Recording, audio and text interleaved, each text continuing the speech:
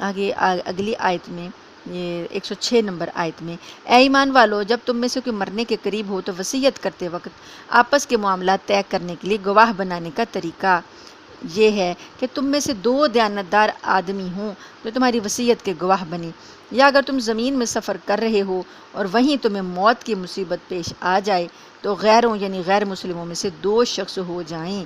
پھر اگر تمہیں کوئی شک پڑ جائے تو ان 2 گواہوں کو نماز کے بعد روک سکتے ہو، وہ اللہ کی قسم کھا کر کہیں کہ ہم اس گواہی کے بدلے کوئی مالی فائدہ لینا نہیں چاہتے، چاہے معاملہ ہمارے کسی رشتہ دار ہی کا کیوں نہ ہو، اور اللہ نے ہم پر جس گواہی کی ذمہ داری ڈالی ہے اس کو ہم نہیں چھپائیں گے، ورنہ ہم گناہ گاروں میں شمار ہوں گے۔ یہ آیات ایک خاص واقعے کے پس منظر میں نازل ہوئیں۔ واقعہ یہ ہوا کہ ایک مسلمان جس کا نام بدیل تھا، تجارت کی غرض سے اپنے 2 عیسائی ساتھیوں تمیم اور عدی، یہ 2 اس کے ساتھی تھے عیسائی، ان کے ساتھ شام گیا۔ وہاں پہنچ کر وہ بیمار ہو گیا اور اسے اندازہ ہو گیا کہ وہ بچ نہیں سکے گا، تو اس نے اپنے 2 ساتھیوں کو وصیت کی کہ میرا سارا سامان میرے وارثوں کو پہنچا دینا۔ ساتھ ہی اس نے یہ ہوشیاری بھی کی کہ سارے سامان کی ایک فہرست بنا کر خفیہ طور پر اسی سامان کے اندر چھپا دی۔ عیسائی ساتھیوں کو فہرست کا پتہ نہ چل سکا۔ انہوں نے سامان وارثوں کو پہنچایا، مگر اس میں ایک چاندی کا پیالہ تھا جس پر سونے کا ملمہ چڑھا ہوا تھا، یعنی چاندی تھی لیکن اوپر سونے کا پانی پھرا ہوا تھا۔ وہ پیالہ جو تھا نا، ان کی نیت خراب ہو گئی اور اس کی قیمت جو تھی تقریباً 1000 درہم تھی، وہ ان لوگوں نے نا نکال کر اپنے پاس چھپا لی اور باقی سامان وارثوں کو دے دیا۔ جب وارثوں کو بدیل کی بنائی ہوئی فہرست سامان میں سے نکلی تو ان کو اس پیالے کا پتہ چلا۔ انہوں نے تمیم اور عدی سے مطالبہ کیا تو انہوں نے صاف قسم کھا لی کہ ہم نے تو سامان میں سے کوئی چیز نہیں لی ہے، نہ چھپائی ہے۔ لیکن کچھ عرصے کے بعد بدیل کے وارثوں کو پتہ چلا کہ وہ پیالہ انہوں نے مکہ مکرمہ کے ایک سنار کو فروخت کر دیا ہے۔ اس پر تمیم اور عدی نے اپنا موقف بدلا اور کہا، دراصل یہ پیالہ ہم نے بدیل سے خرید لیا تھا، اور چونکہ خریداری کا کوئی گواہ ہمارے پاس نہیں تھا اس لیے ہم نے پہلے تم سے اس بات کا ذکر نہیں کیا۔ اب چونکہ وہ خریداری کے مدعی تھے اور مدعی پر لازم ہوتا ہے کہ وہ گواہ پیش کرے، اور یہ پیش نہ کر سکے تو قاعدے کے مطابق وارثوں میں سے بدیل کے قریب ترین 2 عزیزوں نے قسم کھائی کہ پیالہ جو ہے وہ بدیل کی ملکیت تھا اور یہ عیسائی جھوٹ بول رہی ہیں۔ اس پر حضرت صلی اللہ علیہ وآلہ وسلم نے ان کے حق میں فیصلہ کر دیا اور عیسائیوں کو پیالے کی قیمت دینی پڑی۔ یہ فیصلہ اسی آیت کریمہ کی روشنی میں ہوا، جس آیت جو آیت اتاری ہے نا کہ اگر غیر مسلم جو ہیں وہ کوئی بے ایمانی کر جائیں گے تو پھر کیا کیا جائے گا کہ جو مدعی ہوتا ہے، مدعی کون ہوتا ہے؟ جو دعوے دار ہوتا ہے، جو کہ اپنا دعویٰ لے کر آتا ہے کہ جی ہمارا یہ دعویٰ ہے کہ ہماری چیز ہے، اس کو پھر کہا گیا کہ وہ اس کے 2 آدمی پھر قسم کھائیں، گواہ دیں کہ واقعی یہ لوگ سچے ہیں، تو پھر فیصلہ ان کے حق میں ہو جائے گا۔ تو یہ اللہ پاک نے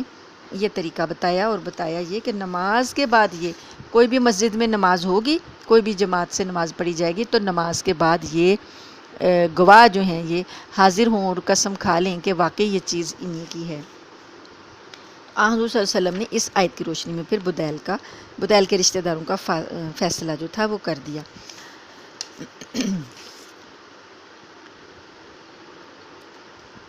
آگے 108 نمبر آیت، اللہ فرماتے ہیں کہ اس طریقے سے اس بات کی زیادہ امید ہے کہ لوگ شروع ہی میں ٹھیک ٹھیک گواہی دیں گے، یعنی اگر آپ یہ طریقہ اختیار کریں گے اور جو بے ایمانی کرنے والے لوگ ہیں انہیں پتہ چلے گا کہ یہ تو ہمارے ساتھ ہماری چھوٹ نہیں ہو سکتی، ہمیں تو گواہیاں ہمارے خلاف آئیں گی، تو اللہ پاک فرماتے ہیں کہ یہ پھر اچھا طریقہ ہے کہ لوگ ٹھیک ٹھیک گواہی دیں گے اور اس بات سے ڈریں گے کہ جھوٹی گواہی کی صورت میں وہ قسمیں انہی کے اوپر لوٹائی جائیں گی نا، جو گواہی دیں گے نا وہ یہ 7 قسمیں بھی لوٹائیں گے کہ اگر ہم جھوٹے ہیں تو ہم پر جو ہے نا یہ گناہ جو ہے نا یہ ہم ظالم ہوں گے، اگر ہم جھوٹے ہوں گے تو یہ گناہ ہمارے سر آئے گا۔ اس طریقے سے یہ جب دو گواہیاں دونوں پارٹیوں سے ایک دوسرے کے خلاف کھائی جائیں گی نا تو لوگ ڈریں گے۔ اللہ تعالیٰ فرماتے ہیں کہ تم لوگ ڈرو اور سنو کہ جو کچھ کہا گیا ہے اس کو سنو، اور اللہ نافرمانوں کو ہدایت نہیں دیتا۔ وہ دن یاد کرو کہ جب اللہ تمام رسولوں کو جمع کرے گا اور کہے گا تمہیں کیا جواب دیا گیا تھا؟ وہ کہیں گے کہ ہمیں کچھ علم نہیں، پوشیدہ باتوں کا تمام تر علم تو آپ ہی کے پاس ہے۔ قرآن کریم کا بھی ایک خاص طریقہ ہے کہ وہ اپنے احکام جب بیان کرتا ہے نا تو اس کے ساتھ آخرت کا کوئی ذکر یا پچھلی امتوں کی فرمانبرداری یا نافرمانی کا ذکر بھی فرماتا ہے، تاکہ ان احکام پر عمل کرنے کے ساتھ ساتھ آخرت کی فکر پیدا ہو۔ ابھی جیسے یہ وصیت کے احکام دیا، یہ ابھی جو ایک حکم پیچھے ہوا، تو اس کے بعد وہ عیسائی تھے نا، وہ لوگ جنہوں نے نافرمانی کی تھی، بے ایمانی کی تھی، تو وہ عیسائی تھے نا، اب اللہ پاک نے انہی کی جو بات ہے، انہی کے نبی کی جو بات ہے اس کا ذکر کیا آخرت کے حوالے سے۔ اللہ فرماتے ہیں کہ عیسائیوں کا ایک غلط عقیدہ یہ بھی تھا نا کہ جو بھی ہے ہمارے گناہ جو ہیں عیسیٰ علیہ السلام نے سولی پہ چڑھ کے معاف کروا دیے، تو اب ہمارے اوپر کوئی مواخذہ نہیں ہوگا۔ تو اللہ پاک یہ بات اب ذکر کر رہے ہیں کہ اللہ رسولوں کو جمع کرے گا اور کہے گا تمہیں کیا جواب دیا گیا تھا، یعنی جب تم نے میرا پیغام دنیا میں پہنچایا تھا تو تمہاری امتوں نے تمہیں کیا جواب دیا تھا؟ تو وہ کہیں گے کہ یعنی ہمارے موجودگی کا تو ہمیں پتہ، ہمارے بعد کا ہمیں کچھ پتہ نہیں ہے، پوشیدہ علم تو آپ ہی کے پاس ہے۔ تو اللہ پاک نے اس کے بعد ہم یہ نہیں جانتے کہ ان کے دلوں میں کیا تھا، یہ کس دل سے ہمارے بات کرتے تھے۔ تو اللہ فرمائیں گے کہ جب وہ گواہی دیں گے تو اس وقت عیسیٰ علیہ السلام کا ذکر کیا کہ جب اللہ کہے گا عیسیٰ ابن مریم سے کہ تم میرا انعام یاد کرو جو میں نے تم پر کیا، تمہاری والدہ پر کیا، جب میں نے روح القدس کے ذریعے تمہاری مدد کی تھی، تو تم لوگوں سے گہوارے میں بھی بات کرتے تھے، یعنی گود میں، اور بڑی عمر میں بھی، اور جب میں نے تمہیں کتاب اور حکمت اور تورات اور انجیل کی تعلیم دی تھی، اور جب تم میرے حکم سے گارا لے کر اسے پرندے کی شکل بناتے تھے، پھر اس میں پھونک مارتے تھے تو وہ میرے حکم سے سچ مچ کا پرندہ بن جاتا تھا، اور تم مادرزاد اندھے اور کوڑی کو میرے حکم سے اچھا کر دیتے تھے، اور جب تم میرے حکم سے مردوں کو زندہ نکال کھڑا کرتے تھے، اور جب میں نے بنی اسرائیل کو اس وقت تم سے دور رکھا جب تم ان کے پاس کھلی نشانیاں لے کر آئے تھے، اور ان میں سے جو کافر تھے انہوں نے کہا تھا یہ کھلے جادو کے سوا کچھ نہیں۔ ایک تو اللہ تعالیٰ نے سارے رسولوں سے کہ پوچھنے کا ذکر کر دیا کہ وہ رسولوں کو پوچھا جائے گا تمہاری امتوں نے کیا جواب دیا، تو رسول کہہ دیں گے کہ اللہ ہم نہیں جانتے کہ ان کے دلوں میں کیا تھا۔ تو اب جو شخص جھوٹی گواہی دے رہا ہے اسے آخرت کا بتا کر یہ ڈرایا گیا کہ تمہارے دل میں جو گواہی ہے، جو بے ایمانی ہے، وہ اللہ جانتا ہے، اور قیامت میں اللہ تعالیٰ نے سب کے سامنے لے آنی ہے۔ اللہ نے رسولوں سے بھی پوچھنا ہے، اور رسول تو کہہ دیں گے کہ اللہ ہم ان کے دلوں کا حال نہیں جانتے، تو تو ہی جانتا ہے، تو تمہارے دلوں کی حال اللہ اس وقت کھول دے گا۔ اس سے ڈر پیدا ہوا نا دل میں۔ اب اللہ پاک عیسیٰ علیہ السلام کی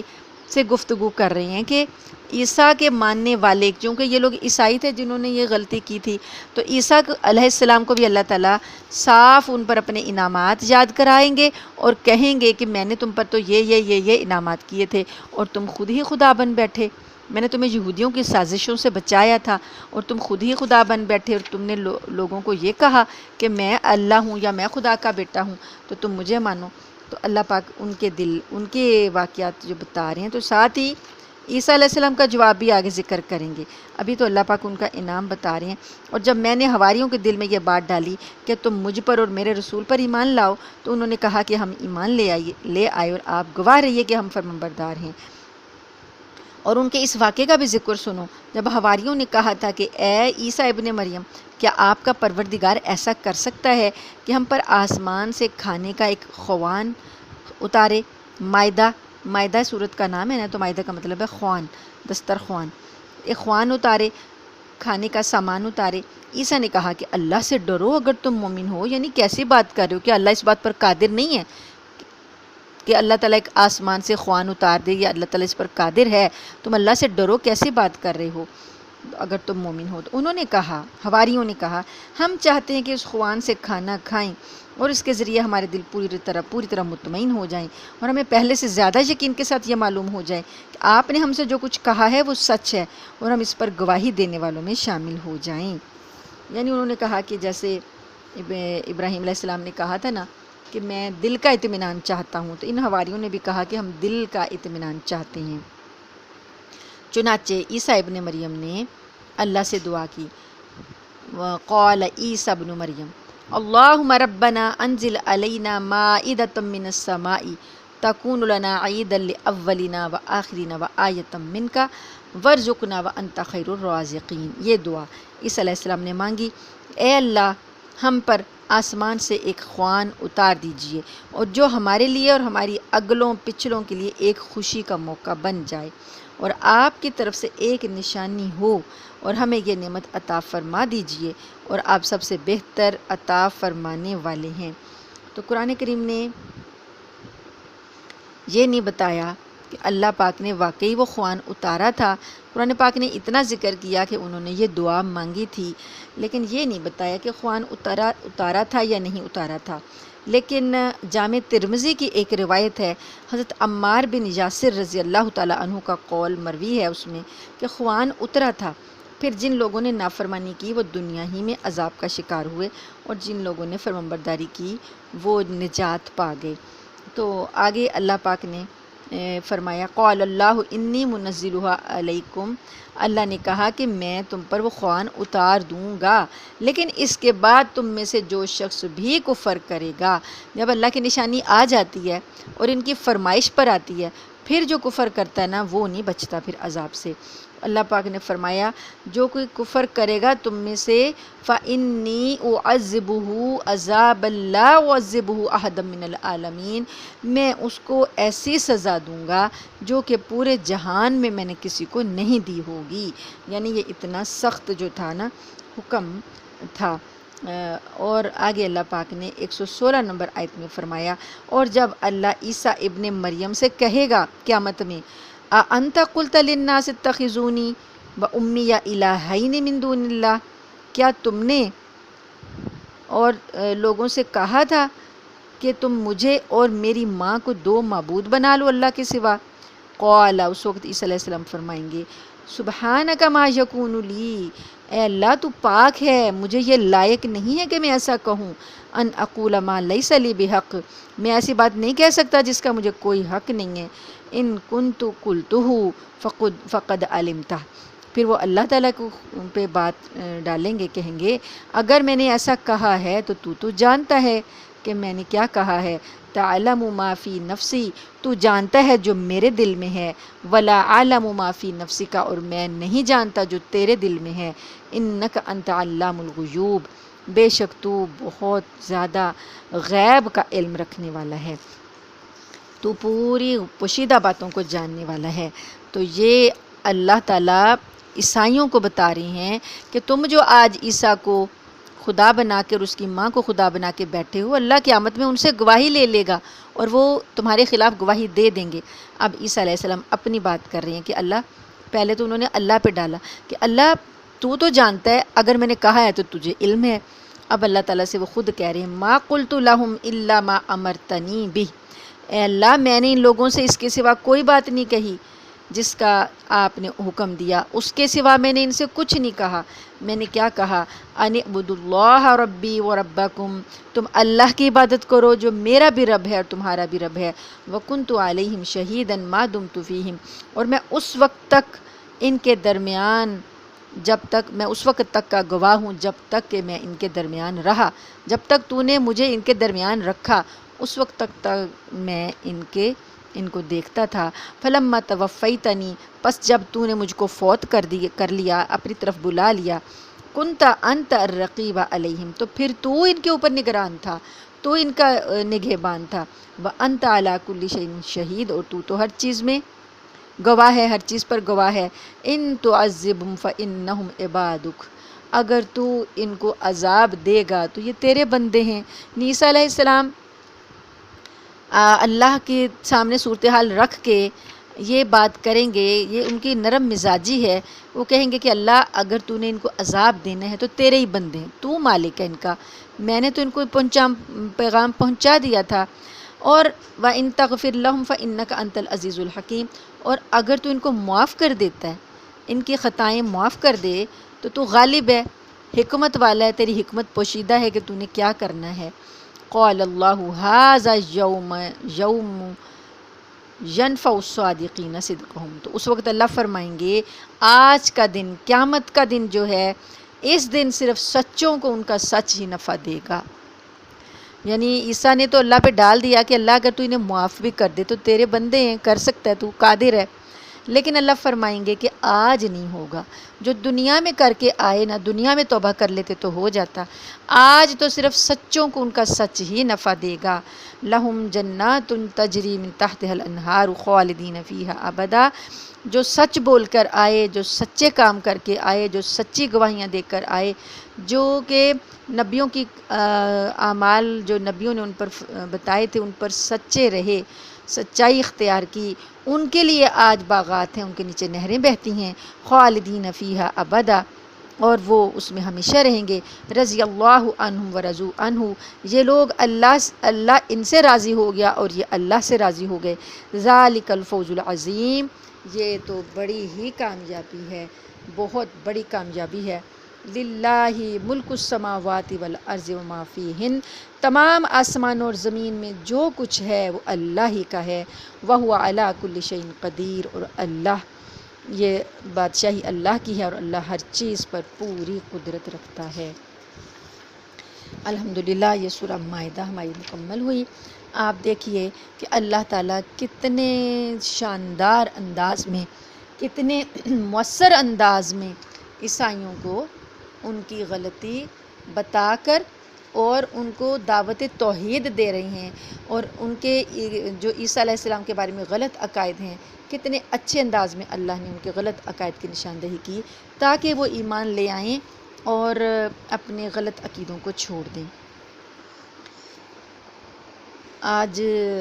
اب آگے ہماری جو سورہ انعام ہے وہ شروع ہو رہی ہے، اس کا تعارف کروا دیتی ہوں، اس کے بعد انشاءاللہ ٹائم ختم ہو رہا ہے تو کل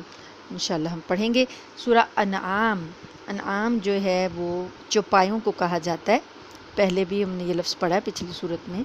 عربی زبان میں انعام چوپائی، چوپائی کیا ہیں؟ جو وہ جانور جو چار ہاتھوں پیروں پر چلتے ہیں، یعنی آگے کے بھی جو دو ہاتھ ہوتے ہیں وہ بھی چلنے میں استعمال کرتے ہیں، اور پچھلی چار ہاتھوں پیروں پر چلتے ہیں۔ تو یہ سورت چونکہ مکہ مکرمہ کے اس دور میں نازل ہوئی تھی جب آن حضرت صلی اللہ علیہ وآلہ وسلم کی دعوت اسلام اپنے ابتدائی دور میں تھی، ابھی نبی کریم صلی اللہ علیہ وسلم کی دعوت جو تھی وہ ابتدائی دور میں تھی، تو یہ مکی صورت ہے نا۔ تو ابتدائی دور میں کیا تھا، زیادہ تر زور کس بات پر دیا جا رہا تھا؟ عقائد پر، عقیدے درست کروائے جا رہے تھے، عقیدہ توحید، رسالت اور آخرت کے عقیدے جو تھے وہ دلائل دے کر درست کروائے جا رہے تھے۔ تو ان عقائد پر کفار جو اعتراضات کرتے تھے نا، ان کا جواب دیا گیا ہے اس صورت میں۔ اور ابتدائی دور میں مسلمانوں پر کفار مکہ کی طرف سے طرح طرح کے ظلم توڑے جا رہے تھے، تو مسلمانوں کو تسلی بھی دی گئی ہے، اور کفار مکہ جو اپنے مشرکانہ عقائد کے نتیجے میں کچھ بڑی فضول اور بیہودہ رسموں میں مبتلا تھے، ان کی تردید فرمائی گئی ہے، اور جانوروں کے بارے میں ان کے جو مختلف خراب عقیدے تھے، بتوں کے نام پر وقف کر کے ان کا کھانا حرام سمجھتے تھے، اس کی بھی تردید کی گئی ہے۔ اور چند آیتوں کو چھوڑ کر، روایات میں آتا ہے کہ چند آیتوں کو چھوڑ کر یہ پوری سورت جو ہے ایک ہی مرتبہ یعنی اکٹھی نازل ہو گئی تھی، لیکن یہ کچھ لوگوں نے اس بات سے اختلاف بھی کیا ہے۔ ہم بس شروع کر لیتے ہیں۔ بسم اللہ الرحمن الرحیم۔ الحمد للہ الذی خلق السماوات والارض وجعل الظلمات والنور ثم الذین کفروا بربهم یعدلون هو الذی خلقکم من طین ثم قضى اجلا واجل مسمى عنده ثم انتم تمترون وهو اللہ فی السماوات وفی الارض یعلم سرکم وجہرکم ویعلم ما تکسبون۔ تمام تعریفیں اللہ کی ہیں جس نے آسمان اور زمین کو پیدا کیا اور اندھیریاں اور روشنی بنائی۔ پھر بھی جن لوگوں نے کفر اپنا لیا وہ دوسروں کو خدائی میں اپنے پروردگار کے برابر قرار دے رہے ہیں۔ وہی ذات ہے جس نے تم کو گیلی مٹی سے پیدا کیا، پھر تمہاری زندگی کی ایک میعاد مقرر کر دی، ایک مدت بنا دی کہ اتنا عرصہ تم زندہ رہو گے، اور دوبارہ زندہ ہونے کی ایک متعین میعاد بھی اسی کے پاس ہے۔ یعنی جب بندہ مر جاتا ہے تو اس کی ایک عمر تو معلوم اللہ نے رکھی نا کہ اس کی عمر کتنی تھی، لیکن دوسری زندگی موت کے بعد جب دوسری زندگی میں اٹھایا جانا ہے وہ کتنی زندگی ہے اس کی میعاد بھی اللہ کو معلوم ہے۔ یعنی جو حضرت آدم علیہ السلام کے زمانے میں لوگ مر گئے اور قیامت تک جو وہ زندگی گزاریں گے قبروں کی یا برزخ کی جو بھی زندگی ہے وہ کتنی طویل ہے، کتنی طویل ہے۔ تو کتنی زندگیاں ہیں، یہ دنیا کی زندگی تو تھوڑی سی ہے، لیکن جو یہ برزخ کی زندگی یہ بہت طویل ہے۔ کب قیامت ہوگی، کب وہ دوبارہ اٹھائے جائیں گے، تو اللہ فرماتے ہیں کہ یہ ایک میعاد بھی اللہ ہی کے پاس ہے۔ پھر بھی تم شک میں پڑے ہوئے ہو، اور وہی اللہ آسمانوں میں بھی ہے اور زمین میں بھی، وہ تمہارے چھپے ہوئے بھید بھی جانتا ہے اور کھلے ہوئے حالات بھی، اور جو کچھ تم کمائی کر رہے ہو وہ اس سے بھی واقف ہے۔ اللہ تعالیٰ سے دعا ہے کہ اللہ تعالیٰ ہمیں ہمارے عقائد کی درستگی عطا فرما دے، اور اللہ تعالیٰ ہمیں جو ہم نے پڑھا اور سنا اس پر عمل کرنے کی توفیق عطا فرمائے، ہمارے عقیدہ توحید کو اور عقیدہ آخرت کو اللہ پاک مضبوط کر دے اور ہمیں اچھے اعمال کرنے کی توفیق عطا فرمائے۔ اور یہ قرآن پاک کا پڑھنا اور سننا اپنی بارگاہ میں قبول اور منظور فرما لے، آمین ثم آمین۔ وآخر دعوانا ان الحمد للہ رب العالمین۔